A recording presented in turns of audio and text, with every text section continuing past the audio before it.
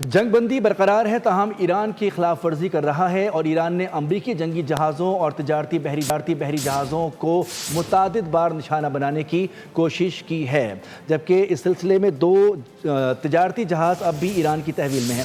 امریکی وزیر خارجہ پیٹ ہیگزٹ کے پریس کانفرنس کہا کہ ایران خطے میں جارحانہ رویہ اختیار کیے ہوئے ہے اور اپنے ہرمز کو کنٹرول کرنے کا دعویٰ درست نہیں۔ ان کے مطابق صدر کی ہدایت پر شروع کیا گیا مشن دفاعی اور عارضی ہے اور امریکہ جنگ نہیں چاہتا۔ آبنہ ہرمز کی بندش سے 22,000 سے زائد ملاح پھنسے ہوئے ہیں۔ پیٹ ہیگزٹ نے کہا کہ عالمی برادری سے اس اہم گزرگاہ کی ذمہ داری سنبھالنے کا مطالبہ بھی کیا۔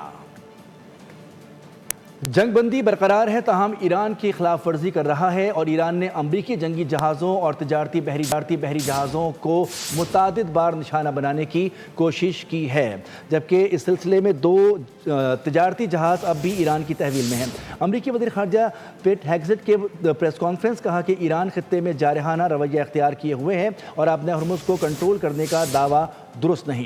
ان کے مطابق صدر کی ہدایت پر شروع کیا گیا مشن دفاعی اور عارضی ہے اور امریکہ جنگ نہیں چاہتا۔ آبنہ ہرمز کی بندش سے 22,000 سے زائد ملاح پھنسے ہوئے ہیں۔ پیٹ ہیگزٹ نے کہا کہ عالمی برادری سے اس اہم گزرگاہ کی ذمہ داری سنبھالنے کا مطالبہ بھی کیا۔